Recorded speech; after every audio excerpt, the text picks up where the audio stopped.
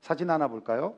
최근 일본의 교토 대학 연구팀이 개발한 인간형 로봇입니다. 이른바 붓다로이드라는 이름의 로봇인데요. 이 붓다로이드는 부처의 붓다와 안드로이드의 합성어입니다. 키가 1m 30cm 정도 되고요. 불교 경전을 학습한 AI가 탑재되어 있어서 사람들의 고민을 상담해 줍니다. 먼저 합장을 하고요. 승려의 동작을 따라 하고요. 불교 경전을 바탕으로 조언을 줍니다. 참 씁쓸하지만 이제 기술이 인간의 마음까지 어루만지려는 시대가 열리고 있다는 것이죠. 왜 이런 로봇이 등장했을까요? 여전히 사람들은 외롭고 위로가 필요합니다. 그래서 누군가에게 마음을 털어놓을 존재를 찾고 있기 때문이라는 것이죠. 미래학자인 존 나이스비트는 그의 저서인 하이테크 하이터치라는 책에서 하이테크, 최첨단 기술이 생활의 편리함과 효율성을 제공해 주면 줄수록 사람들은 역설적으로 더 따뜻하고 감성적인 하이터치를 갈구하게 될 것이다라고 예측했습니다. 여기서 말하는 하이터치란 단순히 신체 접촉을 말하는 것이 아니라 기계가 할 수 없는, AI가 할 수 없는 마음을 나누는 것이고, 함께 기뻐하여 웃어주고 함께 아파하여 울어주는 것을 말합니다. 그런데 놀랍게도 이 하이터치에 대한 갈망이 단지 감성적인 이야기가 아니라 데이터로 확인되고 있다는 것인데요. 이 미국의 대표적인 기독교 여론조사 기관인 바나그룹에서 지난 12월에 발표한 보고서에 따르면 이 미국의 기독교가 수십 년간에 걸쳐서 지속적인 감소와 세속과 흐름 속에 침체되어 왔는데, 지난 2025년은 마치 바닥을 찍고 올라가는 것처럼 역사적인 변고점을 맞이했다라고 보고하고 있다는 거예요. 놀라운 건 Z세대 그리고 밀레니엄 세대가 돌아오기 시작했다는 겁니다. 오히려 베이비 부모 시대, 저희 세대 같은 이 베이비 부모 시대의 사람들보다 출석률이 더 좋다는 거예요. 팬데믹 이후에 사회적인 단절을 경험했던 청년들이 가상 공간에서 줄 수 없는 실제적 소속감을 찾기 위해 교회로 다시 돌아오고 있다라고는 강력한 증거라고 평가하고 있습니다. 또 하나는 남자들이 예배당으로 돌아오기 시작했다는 거예요. 보고서에 따르면 2025년 남자들의 정기적인 출석률이 45%이고 여성의 36%보다 크게 앞질렀다는 겁니다. 우리 교회도 참 남자가 적지 않잖아요. 또 성인의 66%가 나는 예수님에게 헌신했고 지금도 그 마음에는 변함이 없다라고 응답을 했는데, 이 수치가 2021년에 비교해 보면 무려 12%나 상승했다는 거예요. 놀라운 것은 이 상승을 주도한 사람들이 Z세대의 남자들이라는 겁니다. 젊은이들이라는 거예요. 그러면서 그들이 교회에 정착하게 되는 결정적인 요인이 화려한 미디어 사역이나 혹은 화려한 음향이 아니라 직접적인 관계, 목사님과의 대화, 성도들과의 따뜻한 교제, 한 번 나누는 악수가 교회에 머물게 하는 결정적인 요인이 되었다라고 고백하더라는 것이죠. 그렇습니다. 미래학자인 존 나이스비트의 예측과 같이 결국 사람들은 하이테크가 아니라 하이터치를 찾아서 돌아오고 있다는 얘기예요. 그런 의미에서 오늘 본문은 우리에게 아주 중요한 메시지를 던져주고 있습니다.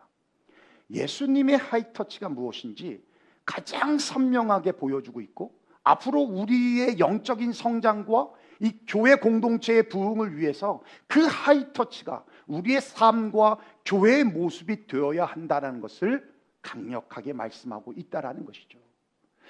그렇다면 예수님의 하이터치가 무엇인지 우리 본문의 말씀을 통해서 세 가지로 말씀을 드리기를 원하는데요. 첫째는 그겁니다. 예수님의 하이터치는 긍휼이었어요. 우리 41절 한번 다시 읽어볼까요? 시작. 예수께서 불쌍히 여기사 손을 내밀어 그에게 대시며 이르시되 내가 원하노니 깨끗함을 받으라 하시니. 예, 한 나병 환자가 예수님께 나왔습니다. 여러분도 잘 아시겠지만 당시 나병은요, 하나님의 저주를 받은 병이라고 여겼습니다. 뿐만 아니라 나병은 전염병이기 때문에 더 이상 자신이 살고 있던 곳에서 살 수 없었습니다. 가족과 생이멸을 해야 했고요, 친구와 동료와 이웃과 이스라엘 사회로부터 쫓겨나서 격리된 삶을 살아야 했습니다. 더 괴로운 것은 나병에 걸리는 순간부터 사람 취급을 받지 못했어요. 아무도 이들을 귀하게 여기지 않았습니다. 하루아침에 모든 것을 잃어버리는 아주 무시무시한 병이었습니다. 그런데 한 나병 환자가 격리되었던 곳을 벗어나서 예수님께 나왔어요. 이건 정말 대단한 용기입니다. 용기를 넘어서 엄청난 간절함입니다. 나병 환자는 예수님에 대한 소문을 들었을 것입니다. 병든 자를 고치더라, 귀신 들린 자의 귀신을 쫓아내더라, 이런 소문을 들었을 것입니다. 그래서 사는 것이 죽는 것보다, 못한 삶을 사는 것보다 차라리 돌에 맞아 죽더라도 예수님을 만나자는 마지막 희망을 품고 절박함을 가지고 예수님께 나왔던 것입니다. 그리고 예수님께 간청합니다. 원하시면 저를 깨끗게 하실 수 있나이다. 단순히 치료해달라고 하는 외침이 아니었습니다. 이 말은 다양한 의미가 담겨 있어요. 예수님, 이제 사람답게 살고 싶습니다. 예수님, 이제 가족들과 함께 살고 싶습니다. 예수님, 이제 이웃 공동체 속에 들어와 살고 싶습니다. 이 고통과 아픔에서 정말 벗어나고 싶습니다. 그러니 예수님, 저를 고쳐주세요. 예수님이면 하실 수 있습니다. 이런 간절한 외침이 거기에 담겨 있었던 것입니다. 여러분, 지금 삶 속에 해결되지 않는 문제가 있습니까? 그게 관계의 문제입니까? 건강의 문제입니까? 재정의 문제입니까? 신분의 문제입니까? 직장의 문제입니까? 혼자의 힘으로 해결할 수 없음에도 불구하고 여전히 문제를 안고 끙끙대면서 어찌할 바를 모르고 계십니까? 나병 환자처럼 나를 막고 있는 환경을 뚫어버리고 나오셔야 합니다. 사회적인 제약, 윤리적인, 율법적인 제약인 체면, 자존심 다 찢어버리고 나오시라고요. 간절함을 가지고 예수님께 나오십시오. 수고하고 무거운 짐진 자들아 다 내게로 오라는 그 예수님의 말씀을 믿고 나병 환자처럼 나오십시오. 예수님이 원하시면 내 문제, 이 고통의 삶을 깨끗하게 해주실 수 있다라는 믿음을 가지고 예수님께 나오시라는 말입니다. 그러면 거기서부터 기적 같은 일이 일어나게 될 줄로 믿습니다. 예수님은 율법을 어기고 사회적인 무리를 일으키며 세상 밖으로 나온 나병 환자를 보면서 전염될 것을 두려워하거나 피하거나 도망가지 않으셨습니다. 몸에서 역겨운 냄새가 나고 얼굴살이 뭉개져 혐오스러운 모습을 보면서 불쾌하거나 얼굴을 찡그리지 않으셨습니다. 41절에 우리 조금 전에 읽었던 것처럼 예수께서 불쌍히 여기사, 긍휼히 여기셨다는 거예요. 이 단어는 복음서에 총 12번이 사용이 되는데 어떨 때 사용이 되냐면 병든 자를 고칠 때, 굶주린 무리를 볼 때, 길을 잃은 자를 볼 때, 아들 잃은 과부를 볼 때, 돌아온 탕자를 맞을 때, 결정적인 회복의 순간에만 이 단어를 사용하셨어요.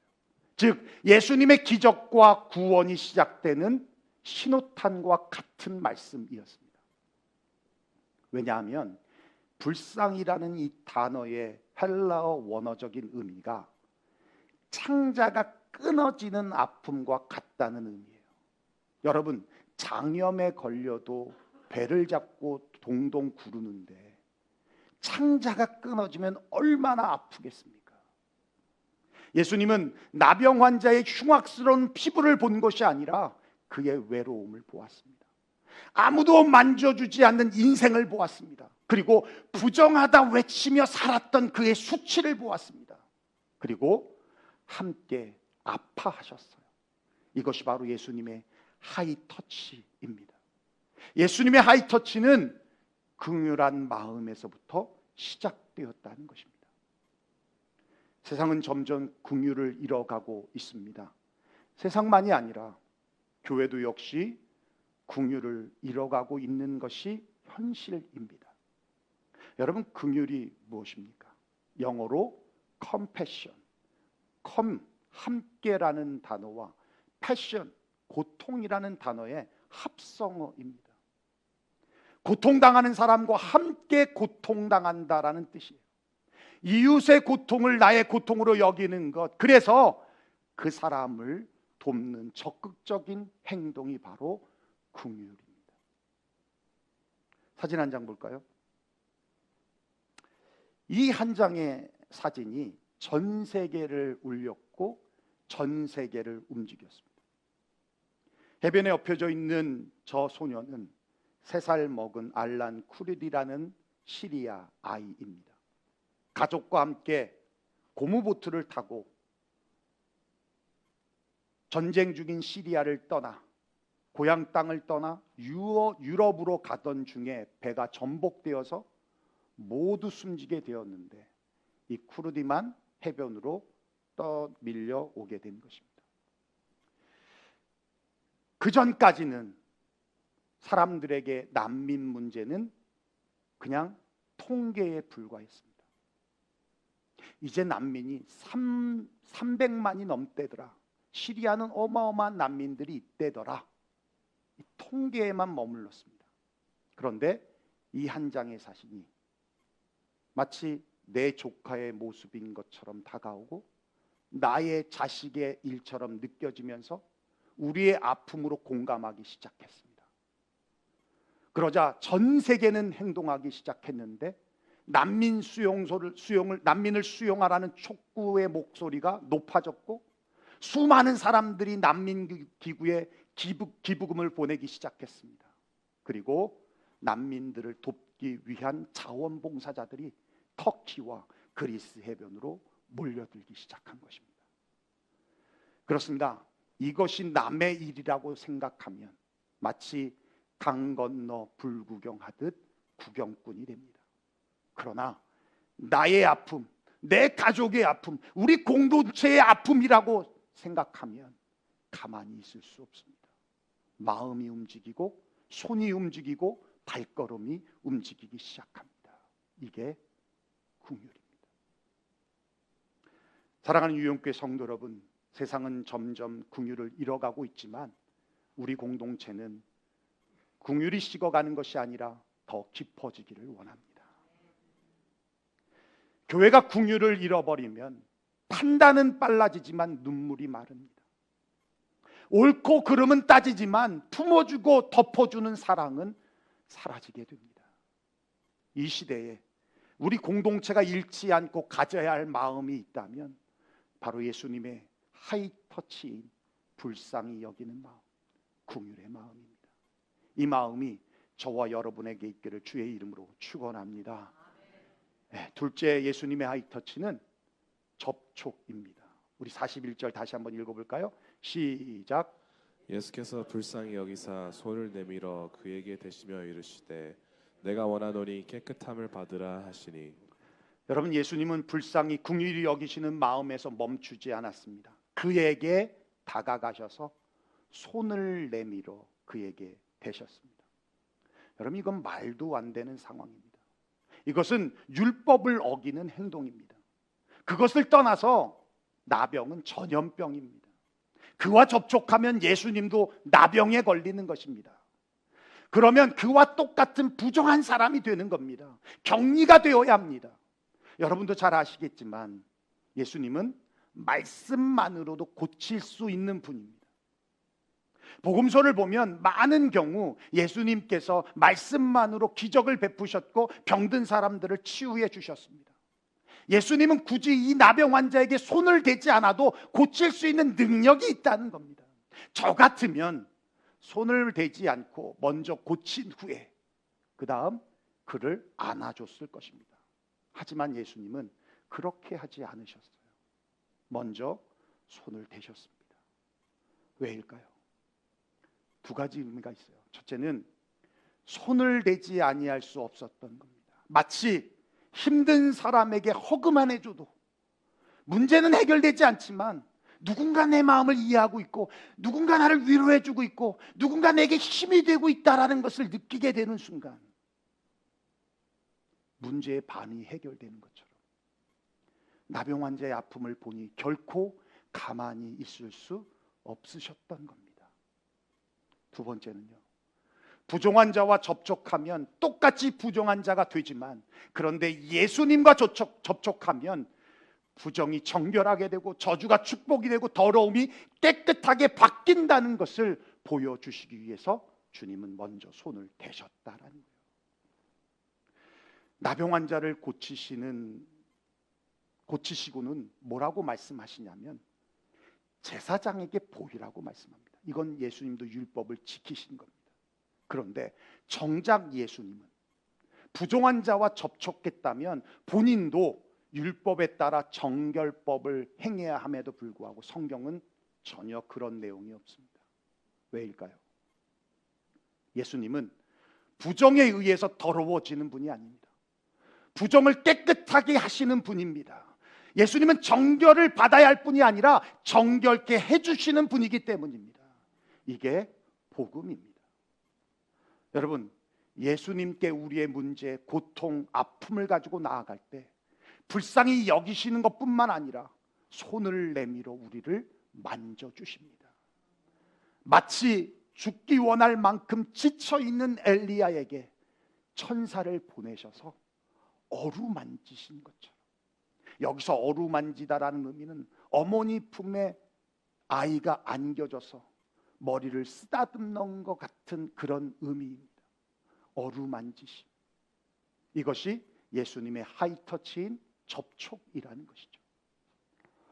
여러분 잘 아시는 배우 차인표 씨가 있습니다.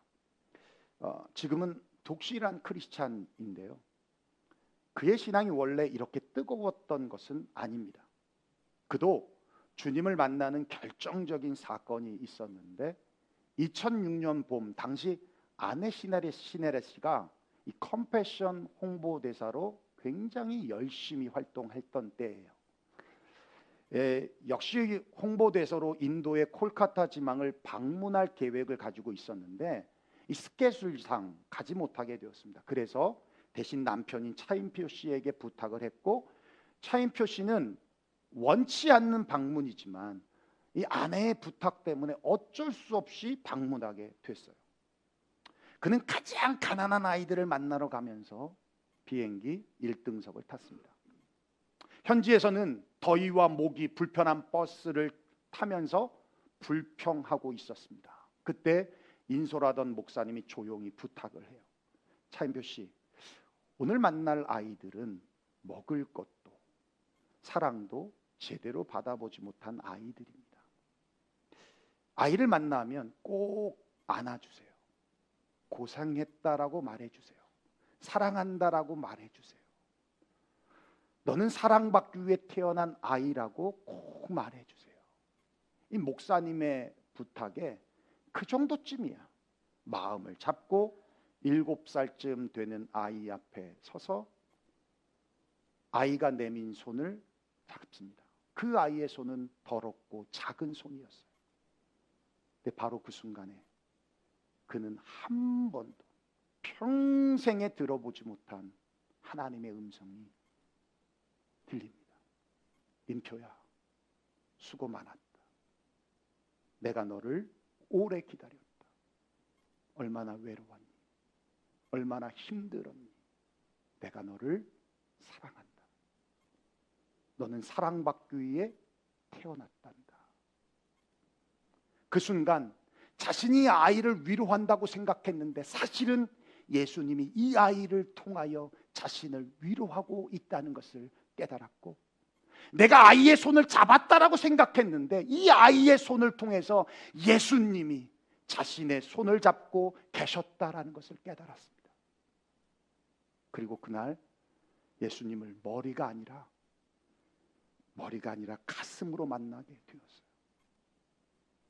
주님은 작고 더러운 아이의 손을 통해 역사하여 주셨듯이 지금도 우리의 손과 우리의 발을 통하여 역사하십니다.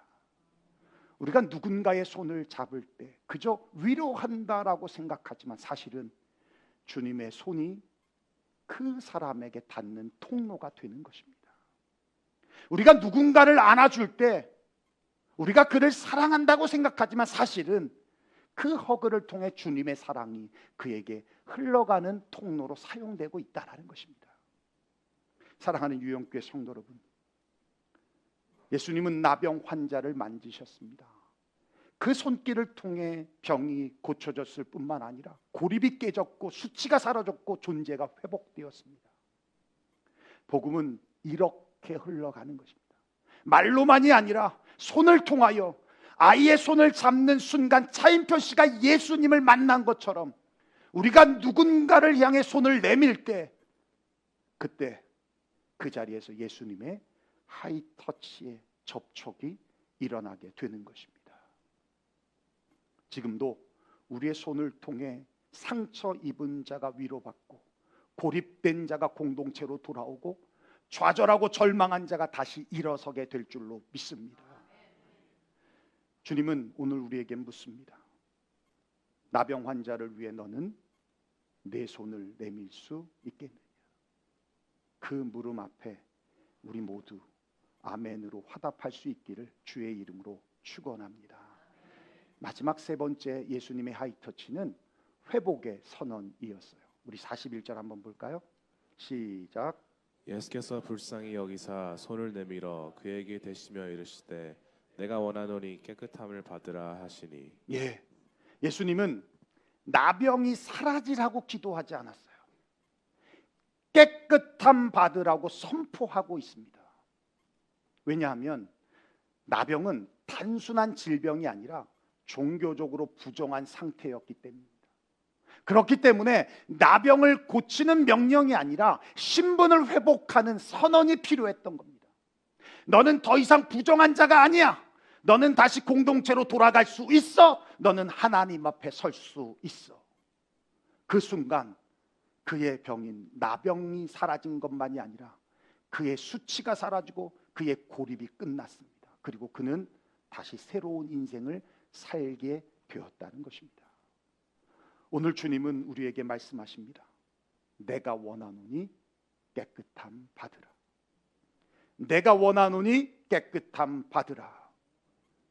죄로 인해 무너진 인생, 실패로 인해 움츠려진 마음, 상처로 인해 숨고 싶은 자에게 주님이 선언하십니다. 내가 원하노니 깨끗함 받으라. 너는 여전히 사랑받는 자야. 너는 다시 일어설 수 있어. 회복될 수 있어. 여러분 예수의 이름으로 선포하십시오. 그리고 예수의 이름으로 선언하십시오. 성전 미문에 나면서부터 안진뱅이가 자리를 잡고 구걸하고 있었습니다. 그때 그곳을 지나가던 베드로와 요한에게 어김없이 구걸을 했습니다. 그러자 베드로가 이렇게 말합니다. 내게 은과 금은 없지만 내게 있는 것으로 내게 주노니 나사렛 예수 그리스도의 이름으로 일어나 걸으라. 그러자 이상하게도 발과 발목에 힘이 생기더니 한 번도 일어나지 못한 안진뱅이가 벌떡 일어나 걷기도 하고 뛰기도 하면서 하나님을 찬양하고 찬미했다라고 성경이 기록해 주고 있습니다.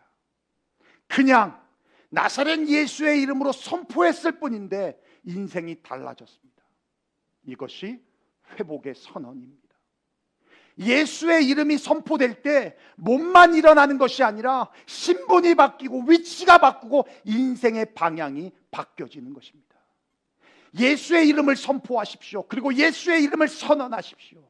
마귀는 끊임없이 속삭이고 있습니다. 너는 끝났어. 넌 안 돼. 넌 변하지 않아. 내 과거가 너의 정체성이야. 하나님도 너를 포기했어. 여러분, 이런 속삭임에 속지 마십시오. 이런 생각이 들고 이런 마음이 생길 때 선언하십시오. 선포하십시오. 여러분, 복음은 감정이 아닙니다. 복음은 선언입니다. 예수의 이름으로 선포하는 순간 죄보다 은혜가 커지는 것입니다. 실패보다 회복이 커지는 것입니다. 상처보다 사랑이 커지는 것입니다. 오늘도 주님은 말씀하고 있습니다. 내가 원하노니 깨끗함을 받으라. 여러분 믿습니까? 이 선언이 우리 교회와 가정과 직장과 사업체와 자녀들 위해 선포되기를 주의 이름으로 축원합니다. 사랑하는 유영교회 성도 여러분, 긍휼이 없는 교회는 차가워집니다. 접촉이 없는 교회는 서로 간의 거리가 멀어지게 되어 있습니다. 선언이 없는 교회는 힘을 잃어버립니다. 그러나 예수님의 하이터치가 있는 교회는 상처 입은 자가 돌아오고 고립된 자가 연결이 되고 절망 가운데 있는 자가 다시 일어서게 됩니다. 오늘도 주님은 선언하십니다. 내가 원하노니 깨끗함을 받으라. 여러분 믿습니까? 이 선언이 우리의 심장에, 우리의 가정에, 우리의 교회에 울려 퍼지기를 원합니다. Here am I. 주님, 제가 여기 있습니다. 주님의 하이터치로 나를 고쳐주소서. 그래서 주님의 이 하이터치를 실천하는 한 주가 되시기를 주님의 이름으로 축원합니다. 기도하겠습니다.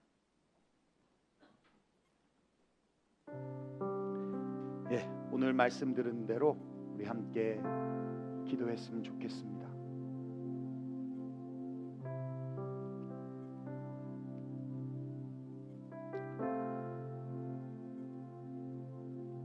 예수께서 불쌍히 여기사 손을 내밀어 그에게 대시며 이르시되 내가 원하노니 깨끗함을 받으라. 이 말씀이 나병 환자의 말씀이 아니라 이 시간 이곳에 모인 또 이 방송을 시청하는 모든 성도들의 개인의 말씀으로 소요되기를 원합니다.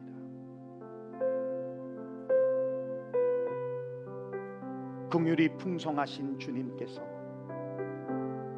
여러분이 가지고 있는 어떤 문제 가운데에서도 주님이 친히 손을 내밀어 대실 뿐만 아니라 선언하여 주시기를 내가 원하노니 깨끗함을 받으라. 내가 원하노니 문제가 해결될지어다. 내가 원하노니 고통에서 자유함을 받게 될지어다. 이 시간 주님의 음성이 저와 여러분에게 들려지기를 원합니다. 그래서 주의 성령으로 이 시간 여러분을 만지실 때, 그 한 사람 한 사람을 만지실 때 하늘의 위로와 하나님의 그 큰 사랑과 우리 안에 있는 모든 상처와 절망과 실패에 사로잡혔던 우리의 상처받은 마음들이 주님의 위로로, 주님의 능력으로 치료될 수 있는 귀하고 복된 시간이 되기를 원합니다. 우리 이 시간 함께 말씀 들은 대로 기도하며 나가겠습니다. 기도하겠습니다. 고마우신 우리 아버지 하나님, 감사와 영광을 주님 앞에 올려드립니다.